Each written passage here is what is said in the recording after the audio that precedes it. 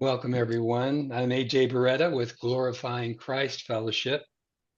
And tonight we're going to be studying Exodus chapters 37, 38, and 39 from construction to the completion of the tabernacle.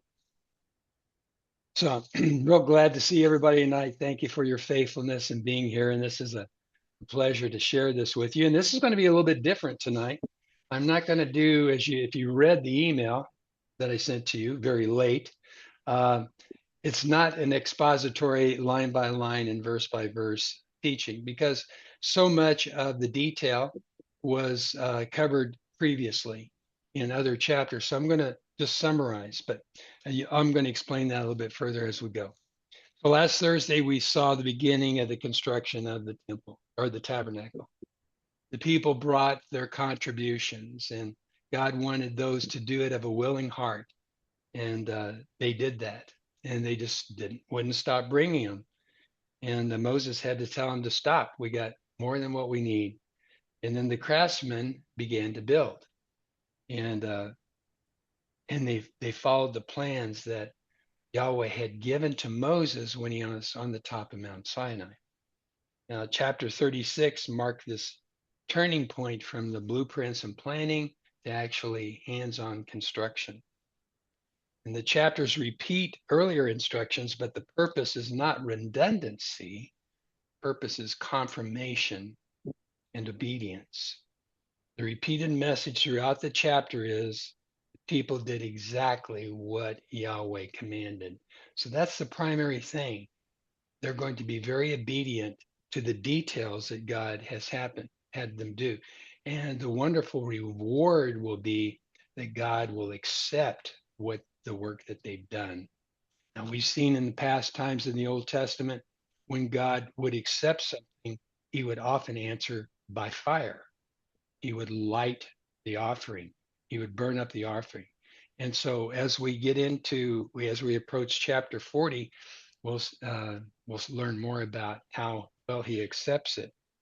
So let's take a look at Exodus 37, and we're going to talk about the sacred furnishings. I'm going to share my screen here, and I'm going to share some. We're going to read some, not read a lot. I'm just going to read excerpts, talk a little bit about it, show you a couple photos. It'll be nice. So on here.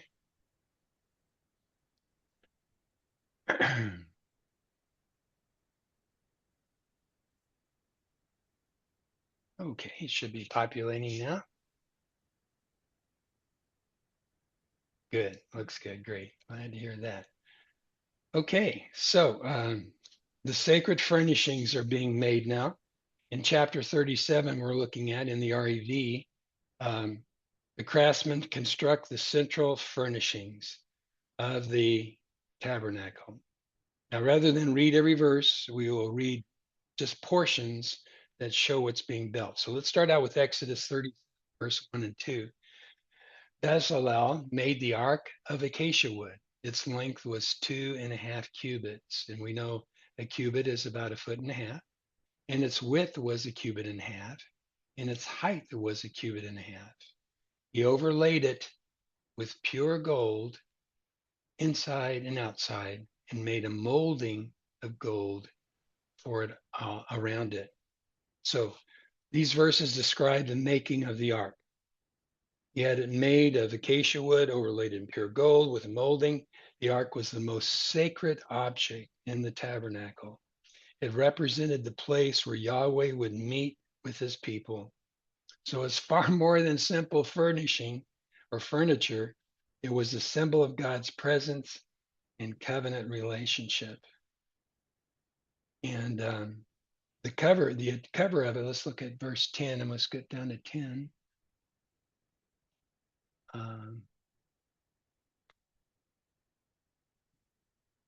Okay, actually it's 6. He made an atonement cover of pure gold. Now the Ark of the Covenant was, gold plated, but the atonement seat, the mercy seat, the cover was actually solid gold, pure gold. Its length was 2.5 cubits and its width was 1.5 cubits, so it would fit So let's take a look at some photos here. So you've seen this before, but this is just in review so you can get an idea and we keep it in our minds. This is the Ark of the Covenant, and this is the lid, so to speak. The lid is actually the atonement cover. This is solid gold. And an interesting point that's in the verses is that this is all one piece. The cherubim, the whole thing. So this took a lot of skill. They just didn't kind of solder these or um, fix these to the top. This is all made from gold. So you can see the craftsmanship here. There's another angle where you can see the cherubim. Did it look exactly like this? I don't know, because the visual, the way the cherubim are described in Ezekiel, they have 6 wings, and then they have a head with 4 faces.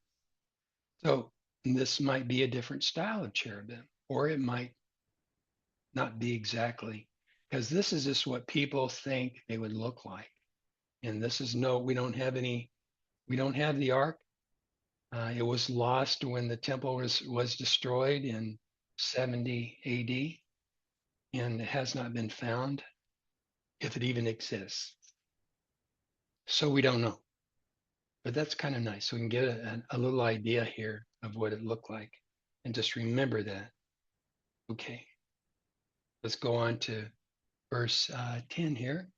He made, we're talking now the bread of the presence. He made the table of acacia wood. Its length was 2 cubits, and the width was a cubit, and its height was a cubit and a half. And he overlaid that with pure gold and made a molding around it. And that's very practical. The molding, the table held the bread of the presence. Let's take a look at that.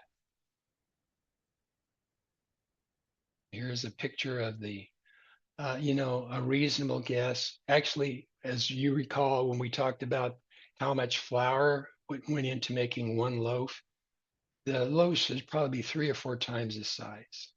They're huge loaves, but there were 6 on each side, 12 altogether, representing the 12 tribes of Israel. And then you had this molding around here. They called it a handbreadth, which I think is just a few inches. And that just secured it to keep it from inadvertently slipping off or something, help it keep it in place. Okay, Exodus 25. Verse, 17. I'm getting ahead of myself here. Whoops, wrong one. Exodus 37, verse 7. And he made the menorah of pure gold. This is the other thing. There's a couple things that were pure gold, the mercy seat and the menorah, and some of the utensils. He made the menorah of hammered work. Its base, its shaft, its cups, its buds, and its flowers were all one piece with it. And there was the 6 branches going out on either side, plus the center made 7. And so there were no windows, so light had to be supplied. So the lampstand was lit every evening, and it burned all night. And then it was the priest went in and closed it, put the lamps out. These are lamps, oil lamps. They're not candles, but this is solid gold, and you can see the gold-plated wall behind it. That's the menorah or the candlestick. Okay. Now we'll go down to 25. He made the altar of incense of acacia wood. It was a square. Its length was a cubit and its width a cubit. Its height was 2 cubits. Its horns were of one piece. Again, these were not added on, but they were actually part of the work. The horns that they put here, these 4 horns, were not added, but a part of it. And this is where the incense was offered. And the altar stood right before the veil near the most holy place. So this is the veil, which it's called a veil, but it's a curtain. It functions as a curtain, and this separated the holy place from the Holy of Holies. Now, earlier in Exodus 30, we saw the preparation of incense. Now we see the place that it would be offered. The incense symbolized prayers rising to God. I think that's pretty beautiful. Okay, next chapter, moving right along. Chapter 38. Now we're going to go outside into the courtyard and the altar. Let's take a look here. This shifts the focus from the inside to the outside of the building. And of course, one of the main things there is the altar. And this is where the sacrifices were burned. And that was gold plated. And let me read just a little bit about that in Exodus 38, verse 1. He made the altar of burnt offering from acacia wood. It was square, its length 5 cubits, its width 5 cubits, its height 3 cubits. He made its corners on all 4 corners. Its horns were of one piece with it and was overlaid in bronze. The outside furnishings were bronze. So that's what it looked like. And we have the altar. Now we move to the basin in verse 8. He made the basin of bronze and the base of bronze out of mirrors of the serving women who served at the entrance of the tent meeting. Now, this is very interesting here that it was made of bronze of the mirrors. Let me see here. Yeah. It was made from polished bronze. So what that we're talking about, the base was made of polished bronze out of mirrors. What had happened when they were in Egypt, they used, for mirrors, they used pieces of bronze that had been highly polished and they would see a reflection in them. And then the women actually gave them up. And that's quite a sacrifice. So they could make this basin. And you might recall, you couldn't really see yourself that well in them. And you'll remember in that place in Corinthians, now we see as through a glass darkly. That's that. Now we look into a mirror and it reflects back. It's not so clear, but then we will see face to face. But this is a wonderful sacrifice by the women here that they would want to do that and did do that. So the basin was used for washing. We don't know the dimensions of it. The diameter, don't know, but this is what is a picture that what it could look like. And it was filled with water. It's for washing. The priests cleanse themselves before serving. And this was part of their holiness preparations. Now, if you look in the background, you'll see the screens are made out of white linen. This was the whole area was white linen. But then what was made very beautiful is the gate at the front was made from the purple, blue, and scarlet. So if you could picture the whole perimeter is whitish linen, and then you have these gates in the front, so that it would have been very beautiful. The colorings would be gorgeous. So let's go back now. We're going to look at Exodus 38:21. Now it's time to take inventory. This is very interesting here. This is the inventory of the materials used for the tabernacle of the testimony, which was inventoried according to the commandment of Moses for the work of the Levites under the direction of Ithamar, son of Aaron. So he's one of Aaron's sons. So he was in charge of the inventory, counting it all. And I think you'll find this pretty interesting here. Let's scroll down here in verse 24. All the gold that was used for the work and all the work of the sanctuary, the gold of the offering was 29 talents, 730 shekels, according to the shekel of the Holy Tabernacle. So I did a little calculation on this, and you can do the same thing. But when you multiply that all out, the number of talents, we know that a talent has 75 pounds, right? Well, shekels are a little bit different. They're like 4/10 of an ounce.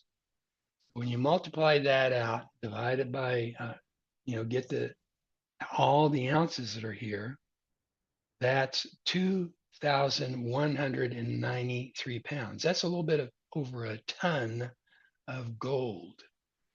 Now, I don't know how much gold was worth there then, but if any of you guys watch the price of gold these days, it was close to $5,000 an ounce a few weeks ago. I think it's down to around 4,700. And so I multiplied 4,700 times the number of ounces.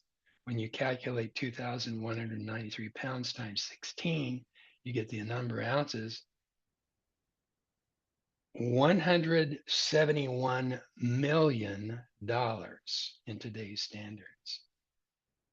Now, and I'm sure it was different then, but that's a lot of gold and a lot of value.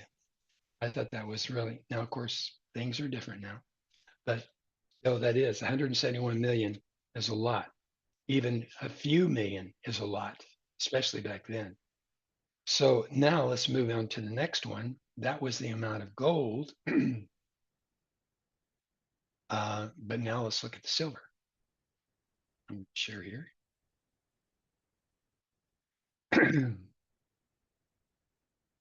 Okay, the silver, we're in verse 25, of those in the congregation who were counted in the census. Now, this is another interesting thing. The silver of those in the congregation who were counted in the census was 100 talents plus 1,775 shekels, according to the shekel of the sanctuary. What happens is this was actually a temple tax. And so, but before I explain and talk more about this a little bit more, I want to tell you how much that is. So when I multiply out again with the talents and all that, we get 7,544 pounds of silver. We're approaching 4 tons of silver. And that's worth in today's standard at about $75 an ounce, or about $9 million. Again, that's a very valuable, a lot of silver. And we know silver went into the bases and it was done with some of the crowns, I believe. So now, but look, this next part is kind of interesting here. I'm sure you'll pick up on some of this stuff because I've shared it in other times. Now, this is not extraordinary, but a beka, a person, that was the temple tax. Well, a beka is a half of a shekel. A shekel is a fourth of an ounce. So we're talking about 2/10 of an ounce. This is very small. And regardless if the person had money or they didn't have money to speak of, that's what they gave. Everyone gave. Now, who gave it? All the men. Now, before I proceed, a beka, a person. Now, this is very interesting. A beka, this actually refers to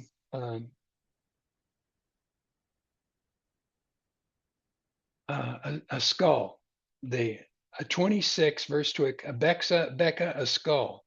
This is what it's saying. A beka, a person. The word for person here is skull.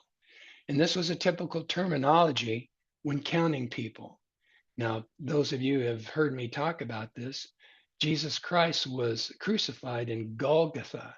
And Golgotha refers to the skull, the counting of skulls. And so that was right before you moved into Jerusalem, and that was a place on the Mount of Olives where Jesus Christ was crucified. So here's another interesting thing here is because we've got the count. So all the men over 20 or over were counted. Now, this does not include the Levites because these are the men that were considered fighting men they don't talk about the cutoff age. But what we're looking at, if that's how many men there were, added to that the number of Levites there were, which were, I don't have that, not here anyhow, and the number of children there were, and the number of women there were, and the number of elderly people there were, I ran it through AI and asked, well, what would that possibly be? And it projected around 2 million. So that's a lot of people. I know we've talked about the number in this group before, and it seems like it could be low. Here, it tends to make it look high. So how many there were for sure, we don't know, but this gives us some insights here. So this whole section here highlights accountability. This is transparency. Transparency gives the opportunity for trustworthiness. Nothing's hidden. The gold is accounted for. It was all inventoried, figured out. We know where it went to build this, that, and the other. And so this is what is necessary even in today's standards, accountability. So if you don't tell people, then it's easy to make assumptions. So everything was measured, everything was recorded, nothing was hidden.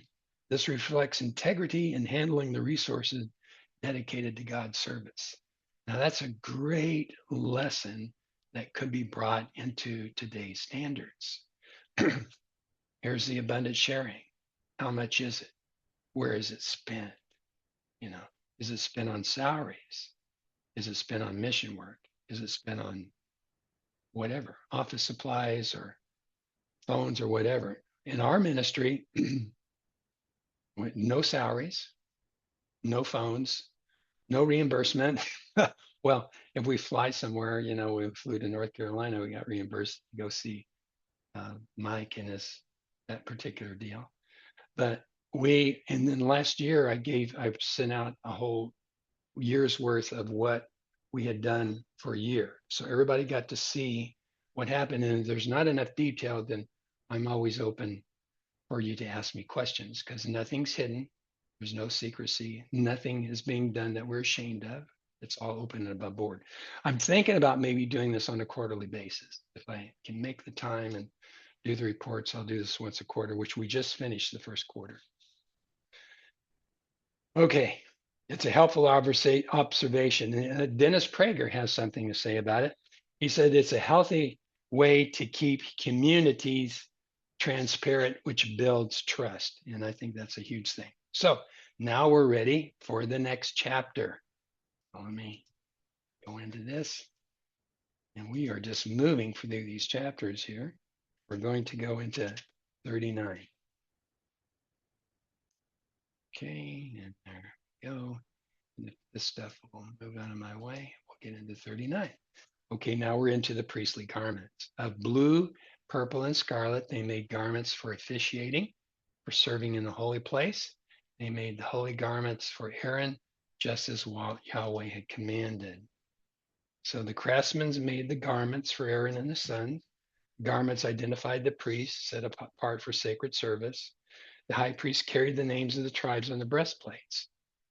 And then in verse 2, he made the ephod of gold, blue, purple, and silver, and fine twisted linen. So the material was linen. Okay.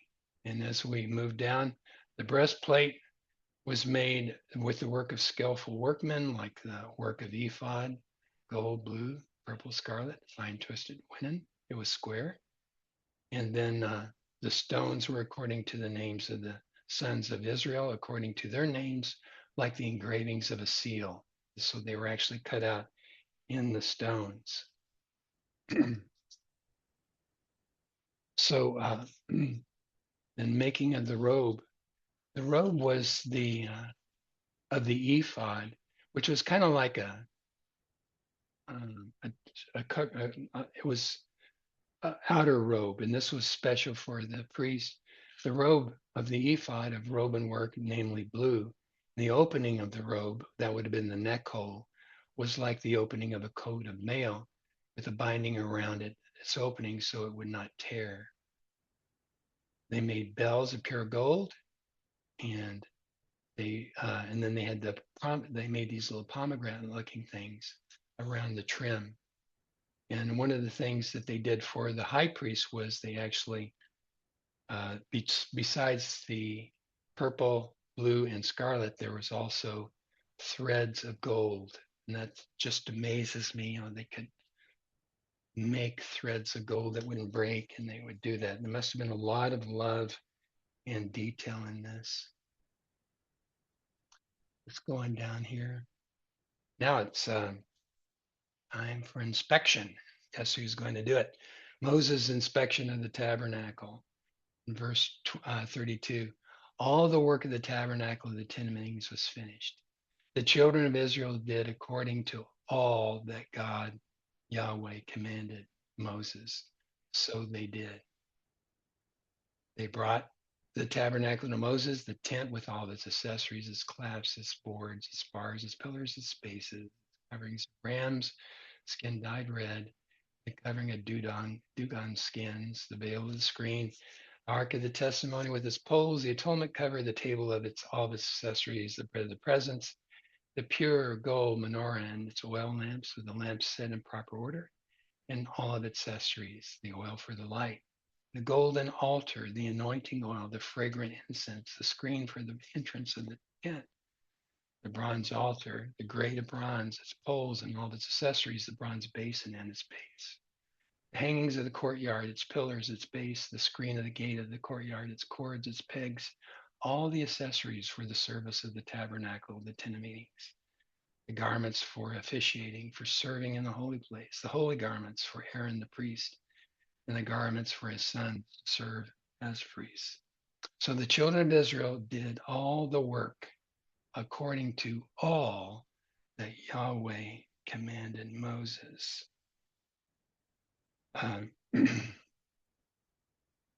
Moses saw all the work, and behold, they all had done it, just as Yahweh had commanded, so they had done it. And Moses blessed them. Now, this is really a wonderful thing here, because over and over it says they did it just like God wanted it. And at the end of it, Moses checked it all out. Of course, God already sees it, but Moses goes through all the details, and it was all according to oil, so to speak, all according to Yahweh. They had done, and so Moses blessed them, and the blessing confirmed that the work was faithfully done. Now, this in verse 39, the work is not only finished, it was approved, and obedience led to the blessing. So these chapters that we just went through showed the completion of the tabernacle. And we know the story isn't finished yet. Everything's ready, everything's been built, everything's been inspected, but now one question remains. And that question is, will God come and dwell among his people? And that question is going to be answered next week. So Heavenly Father, thank you for your word. Thank you for all the details you put into things that are so important. And, I've lived my whole life and hardly knew anything about the tabernacle, only other than there was a tabernacle. And I knew sometimes it was a tent. And that's about all I knew. And now I've seen all the details that have gone into it. I've seen the love and generosity of your people to provide the materials. And I've seen the craftsman overseeing it to do it exactly the way you wanted it.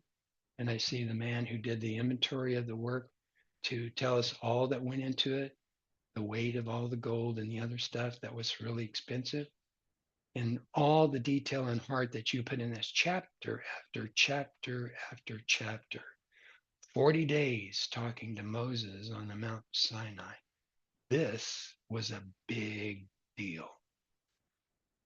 So thank you for being a part of this big deal, allowing us to see it as the big deal, and seeing the culmination of all the work in the last chapter of the book of Exodus next week.